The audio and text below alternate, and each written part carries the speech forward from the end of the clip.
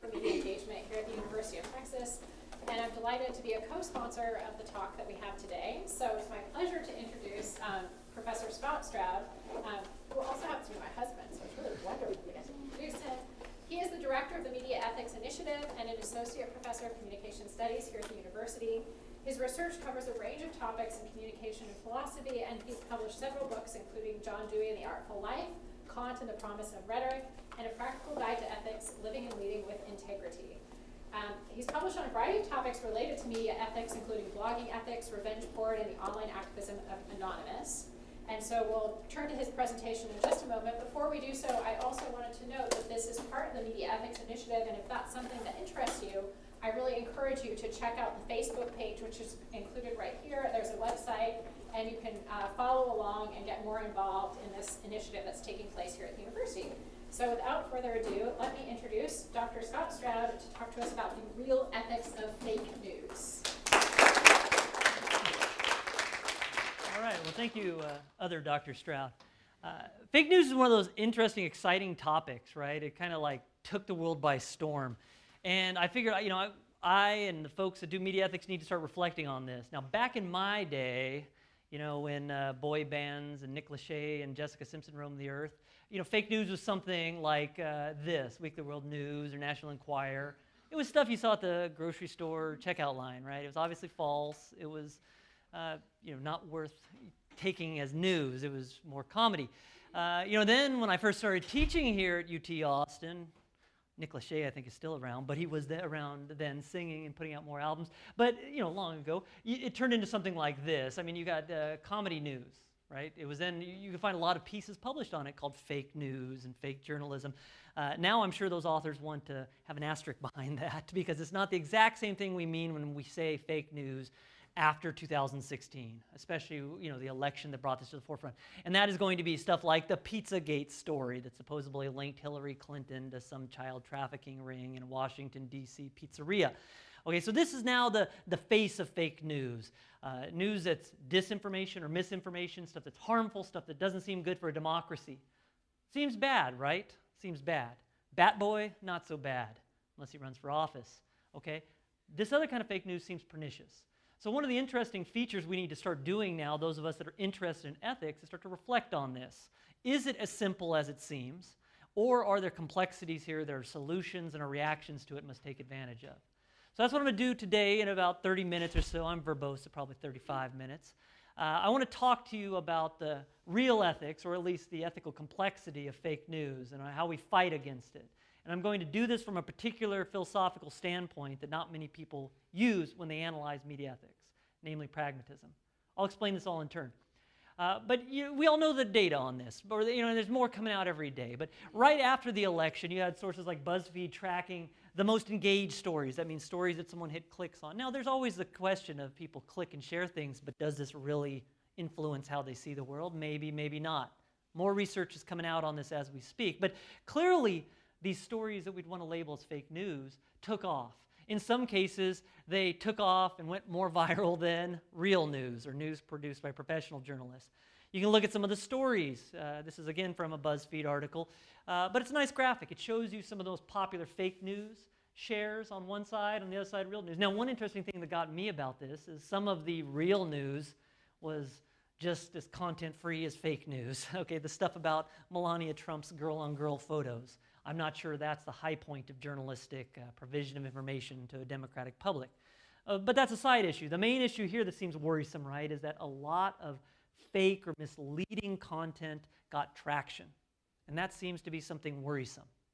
And when things are worrisome, you want to react. And whenever you have choices and actions that you can or cannot do, or you might not do, this becomes a situation of ethics, normative choice. I don't have to make this choice, but it seems like I want to do something about it.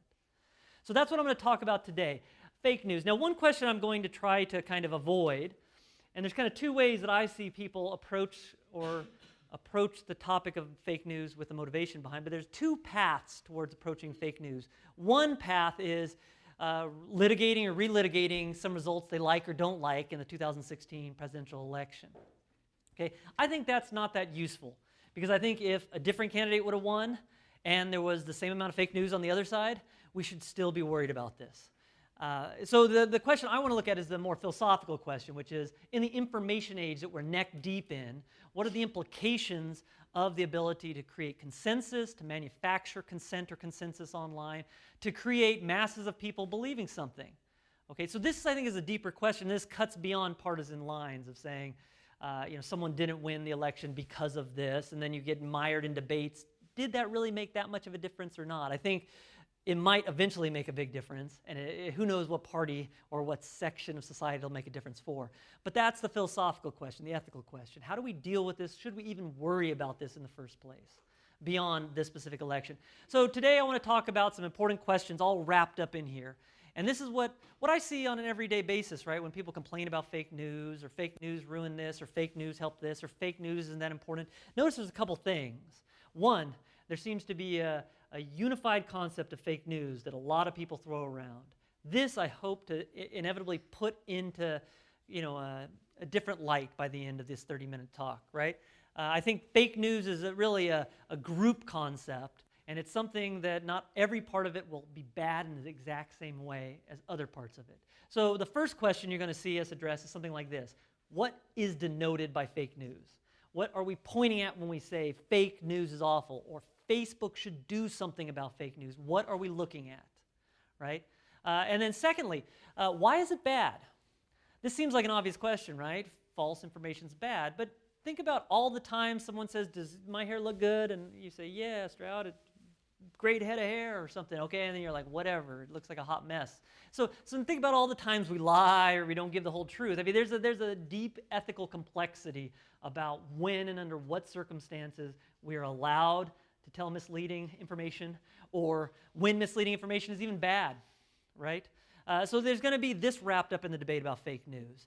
And three, this is the thing that most people now are jumping to in the public discourse, but in some ways I think we need to set the groundwork for this before we jump to this, which is how do we address it? How do we stop it? How do we stomp it? And one of the themes you're going to get from my presentation today, in some ways, is not a very optimistic one. Who knows if we're going to solve this? Who knows what it is to solve? But you're going to get this idea from it. And this is something I've peddled when I work on topics that seem simple and awful, like revenge porn, online hate speech, whatever, is when you step on something you don't like, what else is going to be caught under your boot, right? This is an important question, especially when it comes to expressive matters, right, like speech. And that's what we're talking about here with fake news. This is a form of speech online. So this is something that I think merits extended consideration, is what exactly do we want to exterminate, and when we get rid of it, what collateral damage are we incurring, and are we willing to live with that? These are questions that that alternate around every ethical issue. Yet fake news sometimes is treated like a technical or technological issue, right? If we just find the right algorithm, we can solve this. So these are going to be three things that I'm going to talk about when we talk about the ethics of fake news. Now, obviously, I'm not saying fake news is great, okay? But notice that the real ethics is going to be a realization of the complexity of this. Now, the approach I'm going to take is interesting. We don't talk about this approach that much, you see, but I think it has something very interesting to tell any philosophical approach to ethics, to what it means for something to be true, what it means for something to be right. And that's the tradition that's fairly unique to America called pragmatism. Now, pragmatism, you can explain this in a variety of ways. You explain pragmatism as a tradition of thought that emerges in America largely after the Civil War, when everyone was trying to cope with this huge tragedy of there's hundreds of thousands of people dying after some of these battles. You could also, and there's figures associated with this, right? Some of these names you've heard in various classes. William James is big. He's probably the first empirical psychologist of note in America, and in modern psychology, really. You also have John Dewey, who you may hear about in an education class. He's still very much a name to know when you're talking about educational theory. So some of these thinkers, Peirce, he did math, so I don't know much about him. I'm allergic to that. But you got these kind of core figures that emerge after the Civil War and start writing important works. There's another way to dissect what pragmatism means, and I think this in some ways gets at the useful aspect of it better, which is that pragmatism is an approach. Right? So think about when we come up with a theory in physics. The idea is, this theory is going to best account for the data we have, the things we know to be true about the world, or at least a sample of the world in our studies. Right? The idea there is that a theory is going to mirror some pre-existing reality. Okay? So it's a true theory insofar as it mirrors that world. Now, the pragmatists overall kind of reject this notion. The pragmatists overall, subscribe to the idea that science is good, but theories are tools at the end of the day. When a shovel stops being able to shovel stuff, you throw it out. There's no sense in asking, is this shovel true? So the same deal is echoed in a lot of the theorists in the pragmatist tradition. Don't fall in love with Newton's theory of gravitation.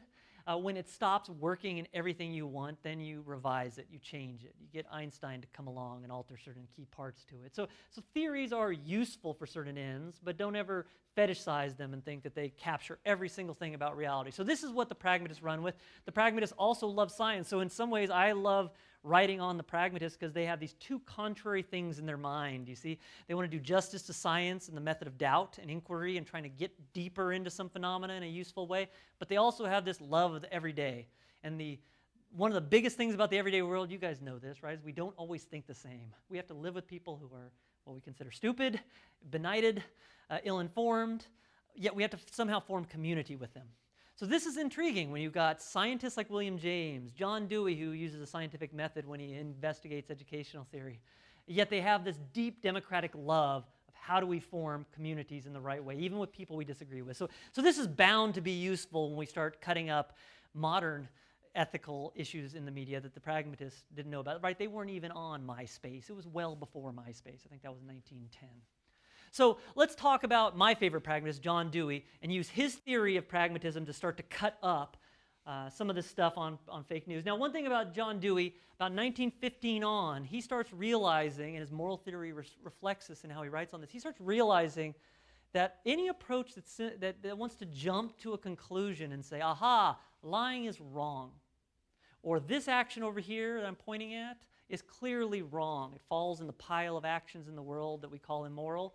These approaches to ethics, John Dewey says, are fundamentally misguided.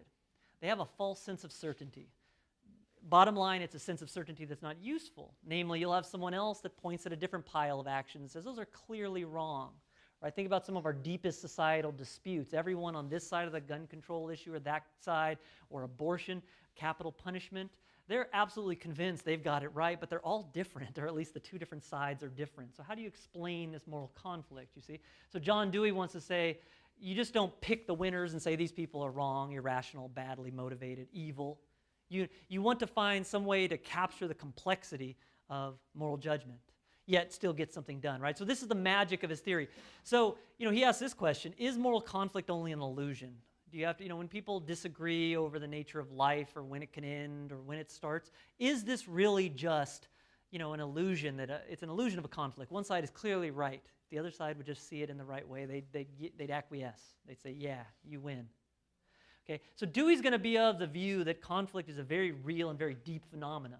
So his ethical theory postulates three kind of, ways of looking at our everyday experience that grounds any certain or any specific moral conflict, right? So whether it's about this policy issue, whether it's about this dispute with your roommate, Dewey thinks that all these situations are moral because they have deep conflicts in them, and these conflicts trace back to certain features.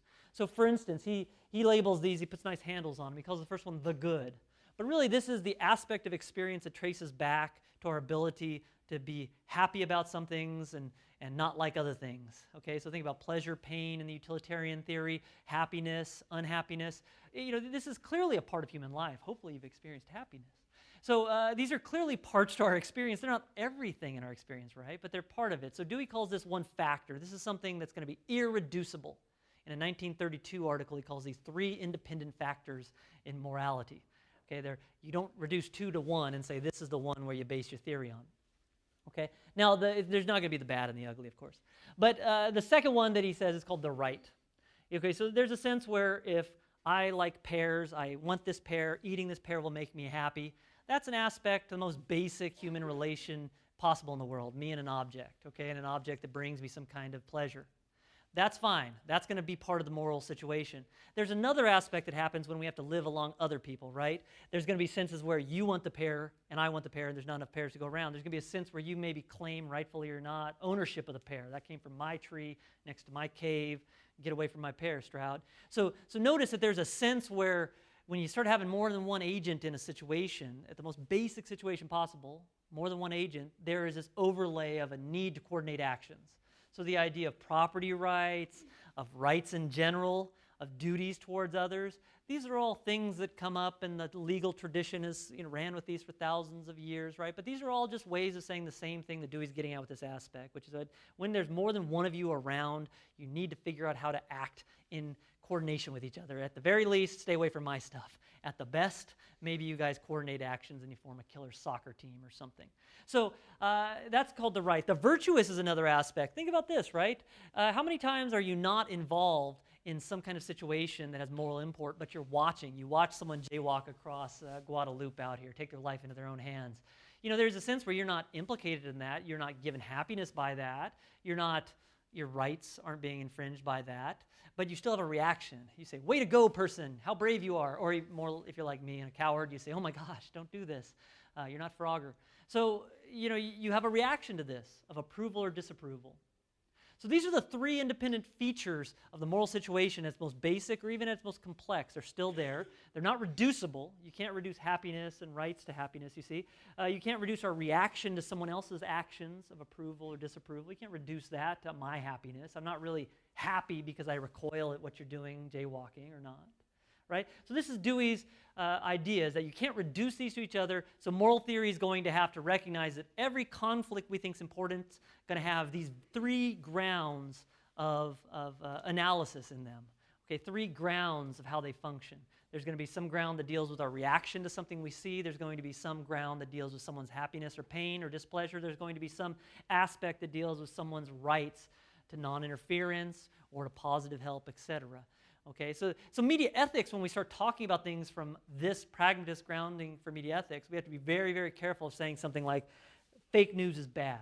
You see, because that concretizes it. That says there is no conflict. If you say some fake news is funny, some fake news might be helpful if it's propaganda pointing in the right way, for my person perhaps. Note, or if it doesn't affect a lot. So if you concretize it so simply, you see, the pragmatist prognosis is you're missing the complexity, and this is going to not help you argue with others, convince others, or be successful in a complex world. So what are we going to do? What do we do on the pragmatist kind of groundwork for ethics? Well, ethics becomes a complex balancing of these interests, you see. So it's not so much of getting something right. Aha, I figured it out. Fake news is wrong. Now we just got to do the epilogue of destroying it, you see. Instead, the real battle is going to be, what kind of interests are in conflict here, and then can our solution solve enough of those conflicts without creating new ones or leaving someone totally out, okay? Okay, so for instance, you don't want to uphold rights and totally disregard issues of happiness or unhappiness. So this is going to be the challenge for media ethics. Now let's get to some definitional questions, though, and this is going to start the kind of trifold analysis of fake news. What is fake news, right? This is a question. This is a tough question. It seems simple, right? Some of these, the neatest questions that kind of are philosophical or theoretical in stature are very simple questions. What is time? What is happiness? What is fake news? Well, the last one's a late addition to the philosophical tradition, you see. But the idea is the same. These things seem obvious. Why do I have to ask this question? Then after you ask this question, you start saying, wait a minute. So this is an interesting story about from the Beaverton, which apparently is a fake news site, satire news site perhaps. But Palestine recognized Texas as part of Mexico after Trump recognized Jerusalem as part of Israel. But again, seems like a legit story. There's a picture there, so it's got to be true. Okay, but this is kind of symptomatic of what you find on the internet when you start searching for fake news. Now, what else? What other kinds though? Probably you didn't think of this story when you thought of fake news. Maybe you thought of Pizzagate or something. So notice that the idea of fake news is going to quickly get complex and muddy. So some folks have come up with a typology of this. This is Claire Wardle when she was at First Draft News. She comes up with a wonderful typology of this. Other people come up with different typologies.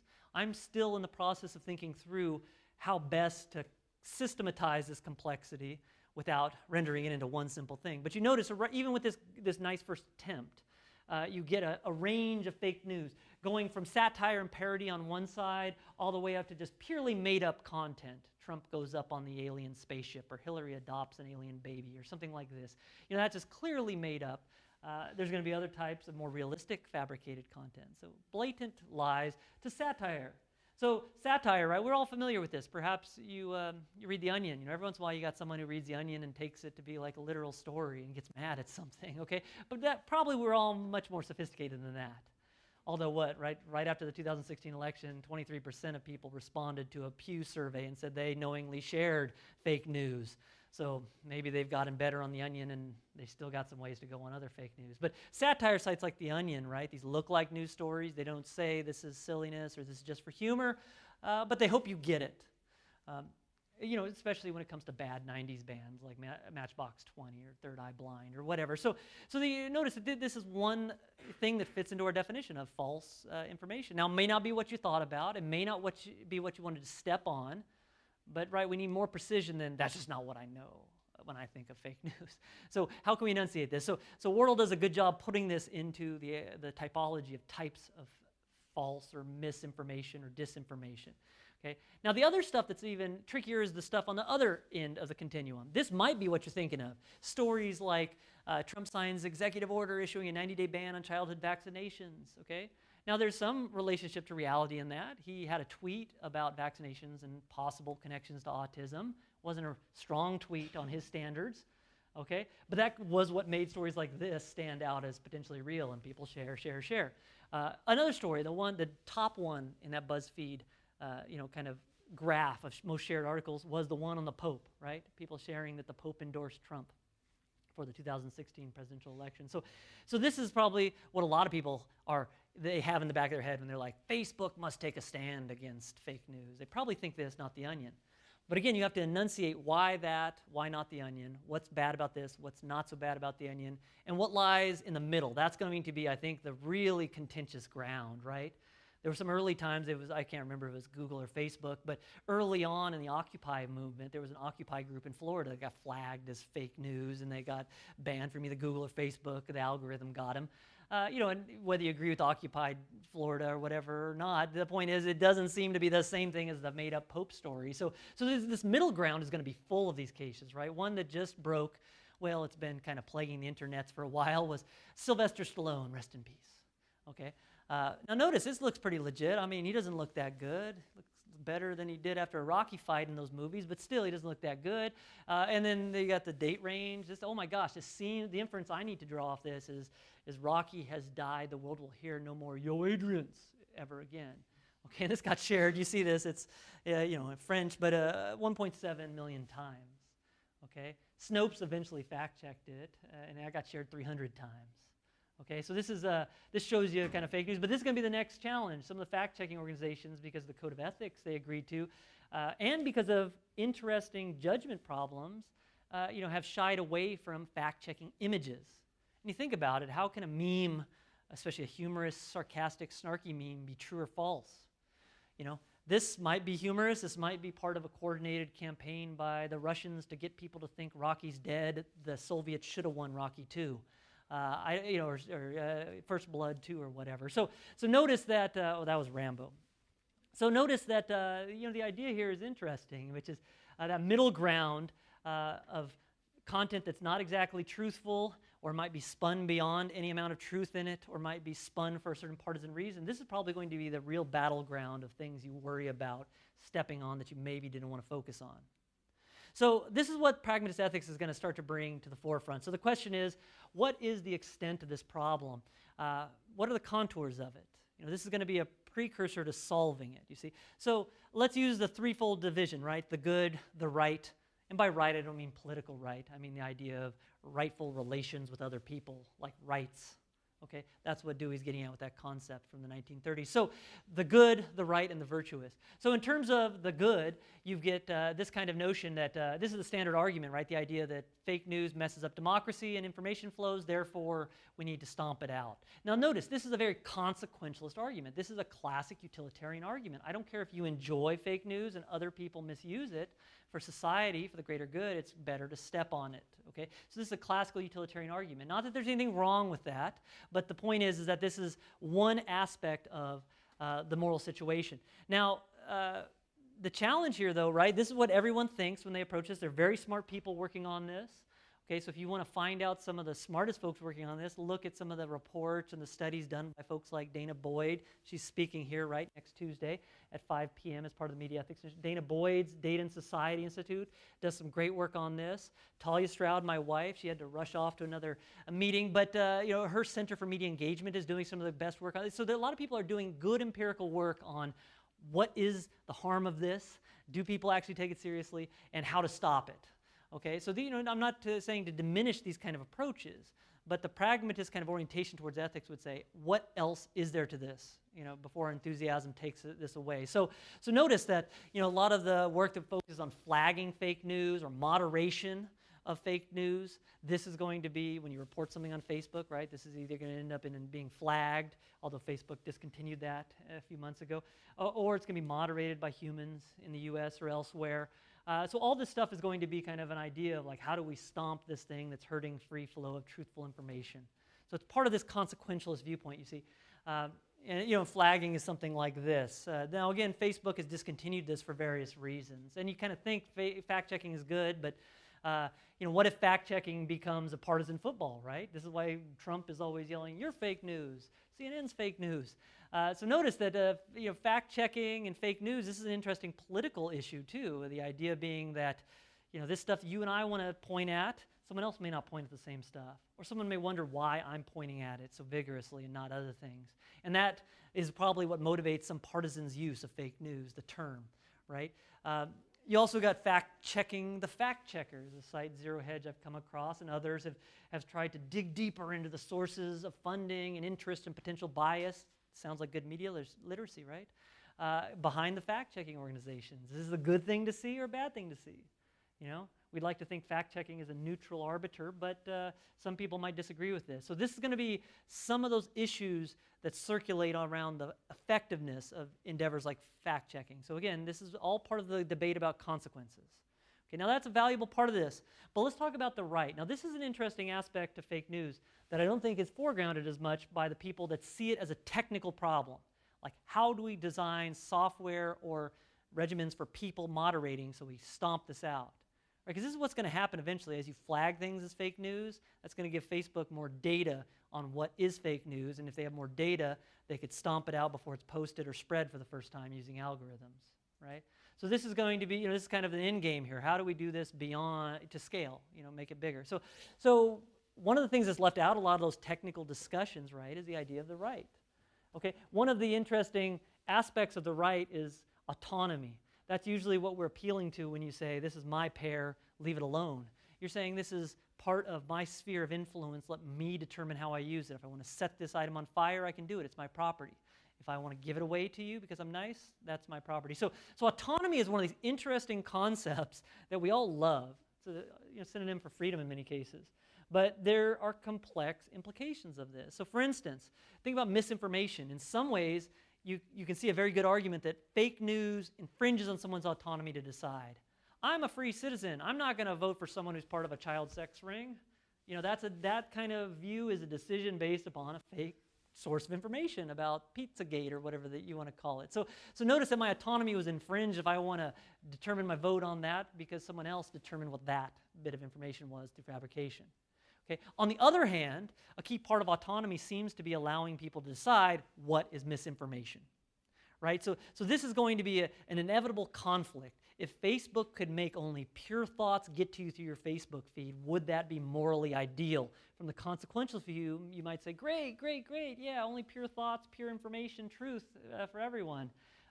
But there's going to be an aspect to human experience that's going to speak against that. That's captured with Dewey's label or concept of the right, the idea that people must be free to make stupid decisions, right? Now, sometimes you want to limit their stupidity so it doesn't hurt someone else's, but no one, according to this perspective, you don't want to extinguish the ability or freedom of someone to make stupid decisions, right? So in many ways, this notion of the right is where you get people critiquing paternalism of helmet laws or seatbelt laws or mandatory health care. And I'm not saying this is decisive, you see, but this is something that cannot be reduced. You cannot say, lacking health care hurts society, therefore no one should lack health care. You're trampling over something that someone is going to take seriously, namely the concept of autonomy. So in fake news, the implications of this are going to be widespread. I mean, how are you going to respond to someone who says, why can't I do something like the Stallone meme as a joke, or to see how far it spreads, right? You know, you might not be prepared for that question, because most things when we talk about fake news, we're thinking of evil Russians in the back room typing out stuff to do evil plan. You know, this is the caricature of the, but what if someone was doing this stuff just to make money? Or what if someone was just doing this stuff for humor?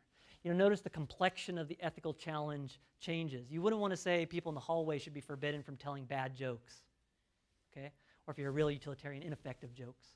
Okay? No, so you notice that there's a notion of autonomy that underlies some of these debates. So, you know, algorithms is another challenge, right?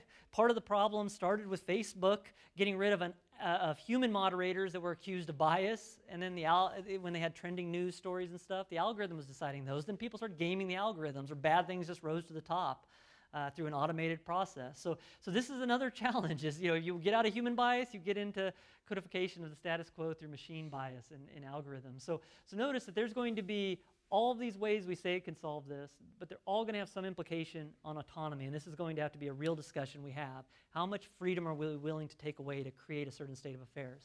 Now, the virtuous is interesting, right?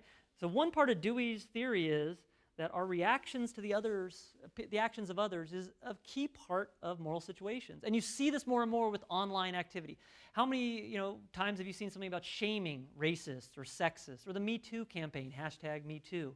These are all instances of where people are not directly involved in some wrongdoing or some problem, but they are reacting to it, and they're acting based upon that reaction. So I think Dewey, in some way, his theories become even more important to think about, because a key part of this is not just diagnosing who was harmed and how I was harmed, but how my reactions to the actions of others should happen. So this is the notion of the virtuous. So a particular concern here, right, is going to be partisan reasoning. This is something that falls out of most discussions of fake news, but some people notice it, right? Some people say the real challenge here is not fake news and misinformation, it's partisan habits of reasoning that underlie why we love seeing stuff that confirms our beliefs. Of course Hillary's evil. I buy this story. Of course Trump is awful. I see why, you know, I'm going to share this story. Even if I know it's not true, it's pretty close to the truth of the theme of Trump or theme of Hillary. You know, so he hits share, share, share. So notice that the partisan reactions we often have, you know, that are partisan in terms of being one-sided. They typically end right where we began. How many times have you guys seen your old uncle so-and-so or old aunt so-and-so on Facebook who's a dedicated this or that change sides? You never do. Do you see them you know, share counter-attitudinal stuff often that really rattles their own cage? Rarely. Okay? So think of how many times in the recent you know, week or so after this, the Florida shooting tragedy, have there been really open discussions on gun control online? I haven't seen them that often. I mean, I see people digging down and beating each other up, you know, both sides. So I mean, this is not conducive to forming the kind of community we want. If you say the ideal community is changing views, openness to the views of others, okay. Some folks, like Dana Boyd, the speaker next week, she made the argument early in 2017 that perhaps media literacy underlies some of these problems. Think about it. When we teach people media literacy, we say, look for sources of bias, dig deeper, who's funding these people? Don't just go to Wikipedia, do your own research using Google, the source of all truths. Well, that's how Pizzagate got going, right? Pizzagate is not just an instance of fake news being one story. It was one story who motivated crowds of people to do their own research, to connect the dots, X-File fashion perhaps, and you know, then one person walks into this pizzeria with a gun to, you know, get some more intel, he said. Okay, so this is the modern information landscape, you see. So part of this is our reaction to the actions of others. If other people seem like they're just upholding their side, and then they start throwing around charges of fake news, well, we better find an effective and smart way of upholding our own side. That's the way too many people think when they talk about the ethics of fake news, you know, in the mainstream discourse, you see. Scholars will hopefully rise above this, and usually do, but when you and I see a story in the news on this, CNN claims something's fake news, Trump claims CNN's fake news. This is the kind of partisan lobbying of terms. So let's get to some conclusions here. Again, I don't know how to solve this, so let's get that off the table, okay? That's $1 million question, literally and figuratively. But a couple things I think need to ground kind of how we approach this. One, be wary of anyone that says simple or, you know, unified or, you know, homogenous things about fake news. I think this is not going to reflect the complexity of it. Any speech law, okay, like hate speech or whatever, just be careful of someone who concretizes something that has so many shades of gray, right? Second, even if we operationalize it in a certain way, okay, fabricated information, stories about Trump that have no truth in them other than Trump is a real person, something totally fabricated like that, or Clinton, we want to squash those with an algorithm. The question is still normative in nature. There's going to be costs. There's going to be at very least the cost to autonomy. Why can't I enjoy silly made-up stuff about Trump or Hillary Clinton? There's still going to be that question. And there's also going to be the question of virtuous, like, why are you getting so mad about this? Or why are you doing, what are you trying to gain by this charge and this attempt to squash this kind of thing, especially if it's towards my side? So that's the virtuous reaction. You see, not virtuous in terms of ethically the greatest, but that's the reaction to the action and reasoning patterns of others. And then third, this I think points to a great problem in political communication and communication ethics. And I think it's a very tough problem to solve, but it's a problem we all, I think, face every day, especially in the hyper-partisan environment. If you talk anything about politics, you should kind of get this feeling, I think, which is how do we form communities with people that we radically disagree with, right? The people you think are totally ill-informed at best, bad-intentioned at worst, okay? These kind of folks, how do you form community with them? Or is it simply a matter of taking away their power, taking away their seats in Senate, taking away their presidency, making them feel shame, making the people that support them feel shame? Is it just a matter of power, right? I like to think, because of folks like John Dewey, that the question, if you really are committed to democracy, your commitment goes deeper than just taking away power or destroying someone's ability to make partisan war against you by making partisan war against them. So think about this when we talk about voting, right? There's an election, go vote, okay? Early voting has started. This is important, I grant you that. But notice that usually when people say, I'm for democracy, or go vote, it's your duty as a democratic citizen, that sounds pretty simplistic, right? Is that your only duty? That, is democracy all about voting? To one sense, yes, but the other way, that just means democracy is all about waiting 2 years or 4 years, and then, you're up to bat, and then you're done, right? So notice that oftentimes when we talk about pro-democracy measures, we're just talking about getting out the vote. That's a simplistic notion or a truncated notion of democracy for someone like John Dewey. So look at this passage I've cut up from one of Dewey's texts. He talks about this in a variety of places. But in 1939, he kept having these great birthday parties, you see. They kept expecting him to die. So this was on the occasion of his 80th birthday. He had another 90th birthday. So if we could only live this long. But on the occasion of his 80th birthday party in 1939, he has a speech read by one of his friends. He can't attend it. That's how cool of a guy he was. He just, I'm old. You have a party without me. But he says, democracy is a personal way of life. And then he goes on and says some interesting things. He says something like intolerance, abuse, calling of names because of differences of opinion about religion or politics or business are treason to the democratic way of life. And then he says an interesting thing about free speech, right? Usually when we think of free speech, right, you think you don't have a legal right for Facebook to allow you to say whatever stupid thing comes to your mind, right? That's the legal sense of free speech. That only applies to government restricting your ability to express. But ethically, there is an argument out there that's very rich that says it's a good thing if we create conditions where everyone's free to lob whatever's in their head, right or wrong, to each other. So Dewey speaks to that notion. It says, merely legal guarantees of the civil liberties of free belief, free expression, free assembly are of little avail if in daily life freedom of communication, the give and take of ideas, facts, experiences, is choked by mutual suspicion, by abuse, by fear and hatred. These things destroy the essential conditions of the democratic way of life more effectively than open coercion. So many people will point to some passage around here as a critique of tyranny, you see, but I like to show them that really what this is a critique of partisan ways of arguing or communicating with others, right? And so this, I think, is going to be one of the biggest challenges when we deal with fake news. Do we do it in a way that gets everyone on board, or do we do it in a way that some party says this is just a crass attack on me and my kind, and I need to find a way to undo this, to go around this, to beat the algorithms, to find a way to take more power from the other side than I lose. So I think this is going to be the next challenge in fake news, right? Is how do you deal with misinformation in a way that preserves things like autonomy and also preserves things like the community you want to create with a democratic polis in the first place. So thank you for your attention.